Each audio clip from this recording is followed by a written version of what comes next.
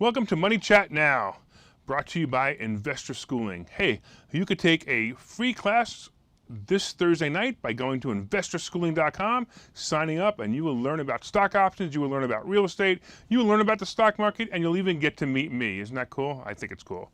I want to let you know I'm your host, Larry Steinhouse, and today we're going to be discussing some great stuff as usual.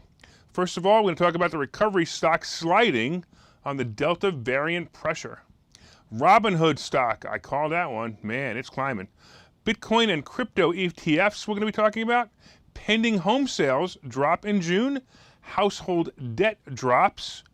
And we have some notable earnings, including Nikola, Alibaba, Marriott, Prudential, and Occidental Petroleum. And of course, we're going to discuss some of my favorite stock tips. So I want to talk a little bit about the recovery stock sliding. So Royal Caribbean today came under pressure and slid more than 2% in the beginning of the day with concerns about rising COVID cases.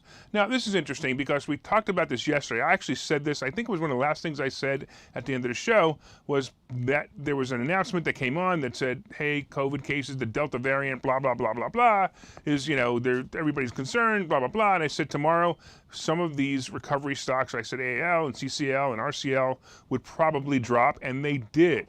Now, this is really cool because for me, this was an absolute buying opportunity. I thought this was the time to buy. Now, I was looking for AAL to go below 20, and it did. I was looking for CCL to go below 21, and it did. And RCL, it didn't quite hit my numbers yet. I'd like to see it below 70, and that would be a play for me. But hey, I was watching these things pretty well today, and I added to some of my positions. Some of the airlines were hit as well, and of course, as we talked about, AAL was hit. Matter of fact, let's even pull up the chart for AAL because in the end of the day, it actually recovered, which is pretty exciting that it recovered. So remember that, it was down somewhere, well, it was down actually as low today. It was low as 1931 was the low for the day. And if you think about this, 1931 for the low for the day, it opened at 2008. And if you remember yesterday, I think I mentioned it actually, I don't know if I mentioned it, but right before the show started yesterday, AAL hit below 20. My alert on my phone went off, and I'm sitting here and I'm buying AAL because I knew it was a good play. I was buying the stock options for it. I knew it was a good play. And my producer Pedro is going, hey, pay attention to what we're doing. We're about to start. I'm like, I don't care. I'm buying some stock options. So I did buy some stock options yesterday at right below 20, which is probably right where it is right now. And today, again, the low was 1931, and today's high was 2008, which is where it opened. And everything looks like it's recovering, which is fantastic for me. I also want to talk about real quick, while we got it, we might as well talk about them real quick. We've got Carnival. So Carnival also had a nice movement today. It went down as low as 2052, and it closed at 2142. Now, this could have been a great play if you're a stock options trader. 1 point in a stock options trade is a fantastic play. So that could have been a great play as well. And of course, I also want to take you over to, if I can, I want to take you over to the other one, which was RCL. And RCL, although I didn't buy it, I didn't play it today, RCL actually finished down 99 cents, but it was as low as 71.79. I was still looking for below 70, and that didn't happen, so I didn't actually get in there. But again, those are all buying opportunities. Even these numbers are buying opportunities. AAL to me is an absolute buying opportunity right now. I think it's going to rock. It's funny, as we sit here, I'm watching the RCL chart while we talk go up. So you can see it's actually a great play. Great play. Oh, you know what? I want to talk about real quick while it's in front of me, I want to talk about JNUG, because JNUG is a stock that it's actually a fund, and it's hovering in this range. I'd like to see it if you want to get into it. I'd like to see it below 75 if you want to get into it. But hey, at 78, it's not a bad play. I think it'll probably go to 85. And if you're a stock options trader, that's a great place to be, but not necessarily it's a dangerous move because JNUG moves a lot. In fact, I'll tell you, when I sell covered calls a lot on JNUG because I really like the play. It's just a fantastic play. All right, let's go into some of the news today. And let's talk a little bit about, wait, you know what? I still got to go to Robinhood. I'm sorry. Let's go to Robinhood while we're here because I just noticed it on my screen. Wow. I called this one last week. I said it was a great IPO. It was fantastic. At 38, it was a great IPO. It dropped as low. I think it dropped as low as I don't know. I think it dropped as low as 33 at one point, and I actually grabbed it at 36. Now, you can't buy stock options on it yet, so obviously I'm not buying stock options. I actually bought the shares. I bought it at 36. It's at 47 right now, and that's in 5 days. That's a fantastic play. It's up over 20% in 5 days in a stock that that's fantastic numbers.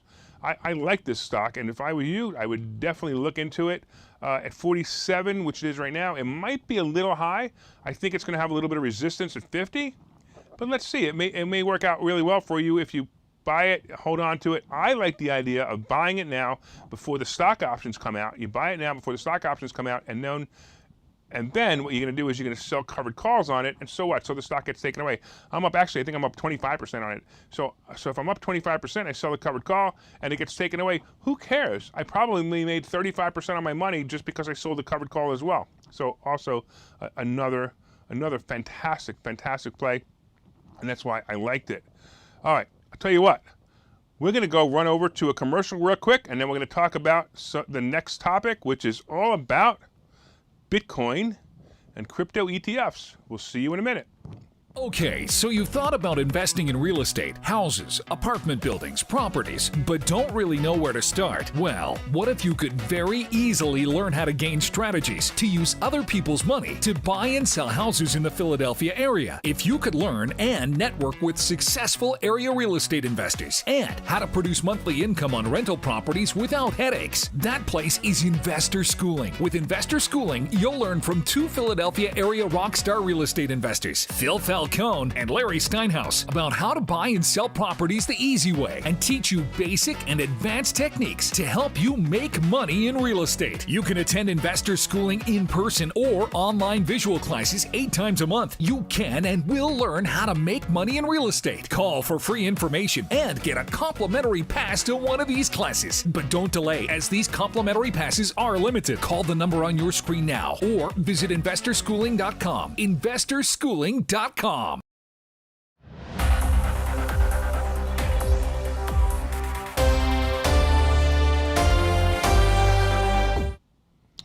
right, welcome back to Money Chat Now. I am your host, Larry Steinhouse, and we've been talking about some great stuff that happened today in the stock market. A couple of things really quick that we talked about. We talked about the fact that Robinhood stock rock and rolled. Woohoo!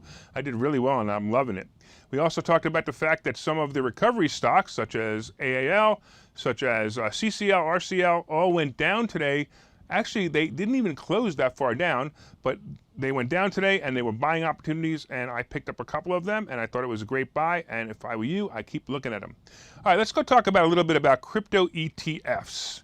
Now, we all know, at this point, everybody knows what crypto is. Crypto is, and I'm going to say it, and I'm going to piss a lot of people off, it's some imaginary currency that no one knows or understands or does anything with, and it's kind of wild stuff. All right, all you Bitcoin fans just got mad at me, and that's fine. It's okay with me because I actually have some crypto. I don't have Bitcoin. I have Ethereum, and I have Dogecoin because I just thought it was so cool to have Dogecoin. Don't know why. I just have it. And I'm doing pretty well with it, actually. I'm up a little bit. I'm probably up 20% since I bought it, which is fine. And again, it's just odd stuff. Now, there's a bunch of companies out there who want to jump on this bandwagon, and we know Coinbase was one of them. And we're going to talk about Coinbase stock in a little while because it's one of my favorite picks. But Coinbase was one of them. Now there's some companies out there that are ETFs, and the ETFs want to create funds that you can trade crypto. So all these brilliant crypto guys that you see on Facebook want to start creating funds and trade crypto. All right, I'm being funny. But the idea is they want to start trading crypto, and they want to start making money, and these funds can pay pretty well. Now there's gold funds. We just talked about JNUG a little while ago. There's gold funds, there's silver funds. Now they want to talk about crypto funds. However, the head of the SEC says crypto assets need a lot more regulation before they can move forward. So that's what we're stuck on. We're stuck on the fact that it's kind of scary. I mean, Gary Gensler, the SEC head of the SEC, said the same thing. He said this asset class is rife with fraud, scams, and abuse in certain applications. So really, what's happening is they believe, and I believe too, that there's a lot of manipulation in cryptocurrencies, a lot of manipulation of crypto. So that's what the problem is. They want to be able to regulate it. They want to make sure that it's safe. They want to make sure that you, the consumer, are protected. We know how that's been working out lately with some of the things that the government is forcing us to do. However, they want to make sure that there's some safety. So basically, they need some additional congressional authorities to prevent transactions, products, and platforms from falling between regulatory cracks. And Gessler addressed several aspects in his speech. If you want to go look it up, you can go look it up. It's Gary Gessler, who is the head of the SEC, and he's saying that crypto is kind of dangerous, and they want to make sure they can regulate it. Whatever. All right, let's go into talk a little. Oh, by the way, there was a ETF, ProShares. It's an ETF called ProShares. Now, I'm not sure if it's actually being traded yet or if it's just sitting there. But if you look it up, you can look at the symbol BTCFX. No need for us to look it up, but it's BTCFX. It's not moving, so I'm not sure if it's actually released yet or if it's just sitting there waiting to happen. But that was a Bitcoin futures fund. So Bitcoin futures are already being traded. All right, let's talk a little bit about pending home sales. Wow. If you were thinking about selling your house in January or February, obviously you couldn't even sell it because the world was shut down. Real estate agents weren't even allowed to show houses. That was a nightmare. Then all of a sudden it opens up, March, April, it opens up, and every house on the market had bidding wars. It was unbelievable what had happened.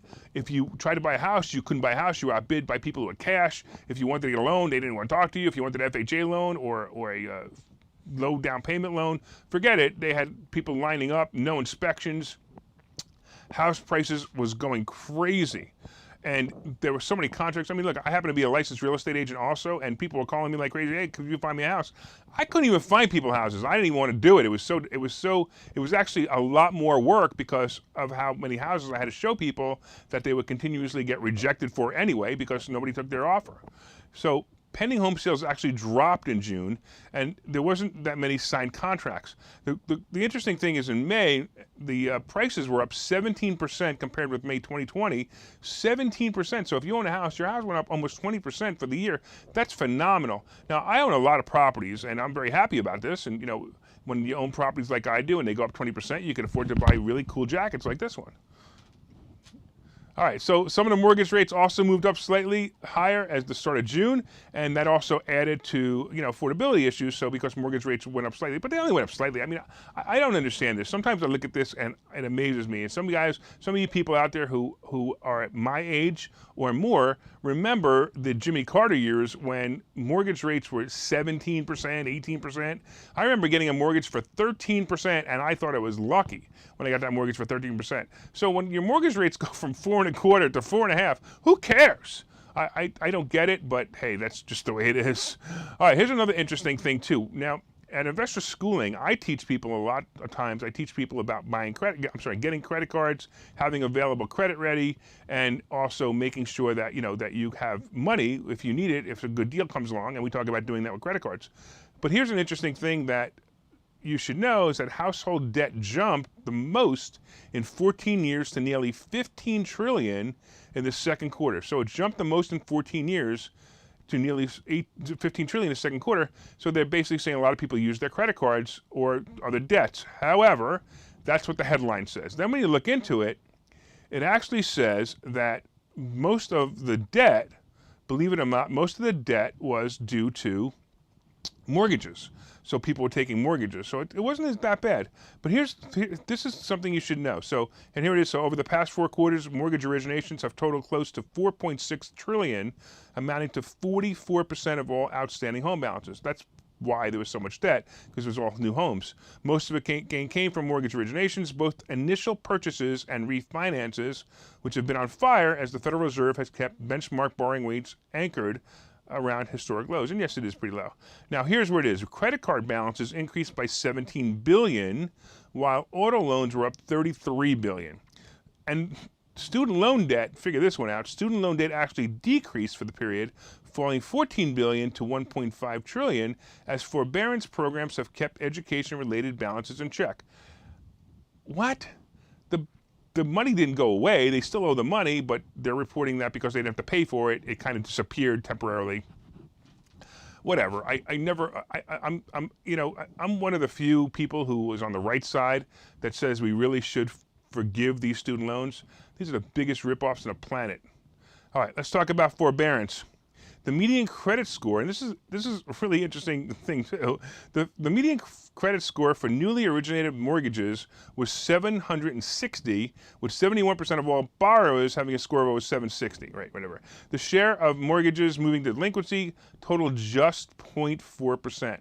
All of you people out there who are real estate investors are waiting for the bottom to drop out because of all the people who have missed their payments. Guess what? Ain't gonna happen. That's not going to be the reason that's going to cause all of the stress that you think it's going to cause. It's not going to be the reason that houses are going to go down in price. That's not going to happen if shares of mortgages moving to delinquency total just 0.4%, a record low. While the 0.5% share of mortgages that were 90 days or more past due also set a new record among the ongoing forbearance programs. So they're saying that, yes, there was a lot of mortgages that went past 90 days, but most of them were in the forbearance program, so they didn't pay them. If you're familiar with the forbearance program, you don't have to do anything to qualify for it except say, hey, I just don't want to pay my mortgage for 90 days. And that's how the forbearance program worked. It was that great. So some people said, hey, listen, I'm going to shelf my money for 3 months. Some people said, hey, I'm going to take a break with it. Some people are going to be really hurting when they have to start paying their mortgage back again or start making their mortgage again. But it's either here nor there. The fact is that there's not that many people who did it. And because of that, in a percentage-wise, and because of that, the big I'm going to lose my house kind of thing, and we should go look for new houses and start talking to people who are behind in their mortgage is probably not going to happen. So I would say, yeah, look, it's really not that big of a deal. All right, I want to talk really quickly about what's happening in the stock market, where we closed today. So the Dow Jones closed at 35,116, which was just under a new record. But the cool thing was, if you're watching today, we were down pretty low. We were actually down for a while, for quite a bit we were down for a while. So the day's low was 34,714, and the day's high was 35,120, and the record high is 35,192. So we're kind of looking, I wouldn't be surprised if we see a $36,000 Dow sometime in the next 2 weeks. I wouldn't be surprised, but at the same time, I wouldn't count on it. You know what I mean? That's basically what I'm trying to say is it could happen, it might happen, but it doesn't have to happen. But 36,000 is definitely on its way. We're not hitting, I know everybody thinks the whole world's coming to an end, and I had a little brief moment when I went through that in March, or I think it was March, and I got to tell you, it's not happening. This economy is just going to keep rocking and rocking and rocking. The unemployment thing, we talked about the unemployment yesterday, and unemployment, it's over. I mean, there's going to be, almost everyone's going to be working that wants to work, and there are people out there that are looking to hire people, and they can't hire people. And people are going away. Everything is great. The economy is going to be fine for quite a while. How? I don't know. I mean, the economy has been going on too long, too good, too long. But hey, when it goes bad, believe me, on this show, I will let you know that it's going bad or it's about to go bad. All right, why don't we go out for another commercial, and we'll come back and we'll talk about some of my favorite picks.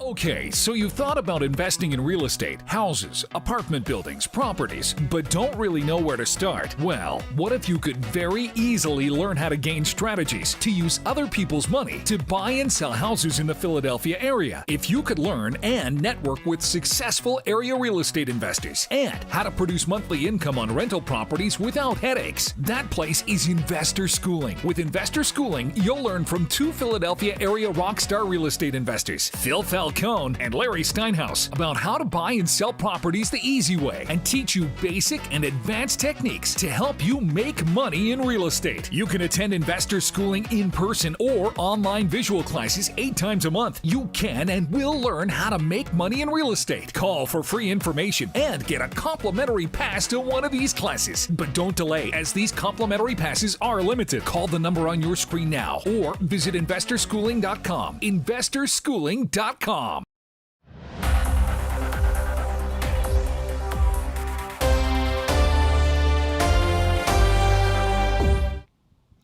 Welcome back. Welcome back to Money Chat Now. I am your host, Larry Steinhouse, and today we've been talking about some interesting topics such as recovery stock slide on Delta variant pressure. We talked about Robinhood stock. Ooh, what a great play that was. Oh, I love that one. We talked about Bitcoin and crypto ETFs. We talked about the fact that pending home sales have dropped. We talked about the fact that household debt has jumped. And let's talk a little bit about some notable earnings. Let's see what we have time on here about some notable earnings. I want to talk about Baba's earnings. So Alibaba is a stock that I like. It's actually one of my favorite picks. I believe that every time it goes below 190, it's something to look at. If it hits 180, it's something to absolutely buy. But at 190, it still might be a play. I would go for it. Now, Alibaba, the pressure of Alibaba is, of course, on because of the Chinese crackdown on people making money. You know, the Chinese don't feel that their citizens are allowed to make money. So, you know, anyway, I'm rambling. But the idea is, you know, they're cracking down. But the earnings estimate was $2.22 per share, $2.22 per share, and it actually came in at $2.56 per share. But Alibaba didn't go up. It actually went down. Now, it was down for a little while. It was down pretty bad this morning, about 6 or 7 points down, and I was like, oh, I may have another buying opportunity here, because I have a bunch of it, and I was thinking I may have another buying opportunity, and sure enough, I didn't take advantage of it, and it didn't close that bad. It only closed down about 2.5 points, 2.7 points, and that'll be a nice play. Nikola, I love this. Nikola's a crazy story. I mean, we talked about Nikola last week, and Nikola, of course, the fact that Milton was indicted, and whatever. But Nikola, I'm still trying to figure out if they actually have a product. But they say that they're going to start delivering their product soon, and they actually said that they took less of a loss than normal. So I actually set alert on my phone for Nikola to go below 10, and if it goes below 10, I actually am going to seriously consider it. Marriott International, we're waiting for Marriott International's their earnings is today, and we're waiting for it. I don't think it happened yet. Oh, I'm sorry. It was before market. Marriott was before market, and let's see what Marriott did real quick, if I can find it. Oh well. Anyway, I think they did very well, only because, again, it's a recovery stock, and anything that's a recovery stock, they have to be doing pretty well. Maybe they didn't do as well as they thought, but it went down a little bit, and not much of a big deal. All right. So, I'm really hoping you guys are enjoying this show. We're having a lot of fun making it. Look, we built this entire studio for you. Don't you like to show them the whole studio? Show them the outside whole studio, because we built this studio just so you guys can enjoy it. I mean, you know how much money it costs to build a studio like this? So I'm really hoping you'll enjoy it. I'm really hoping that you're going to share and like our show. And tomorrow, I'm going to let you know that we'll be discussing some more notable earnings. We'll be discussing more trends in the stock market and all the news relative to making more money. Hey, if you like to make money, this is the show to watch. If you don't like to make money, then go outside and do whatever it is you do that you don't make money on. But here, we're going to teach you how to make money. All right. I wanted to thank you again. And of course, from time to time, I own some of the assets and options discussed in the show. The opinions discussed in the show is solely mine, and no one asked me to make them. I thank you for watching Money Chat Now. We look forward to your continued support, and please again like and share this, and we'll see you soon.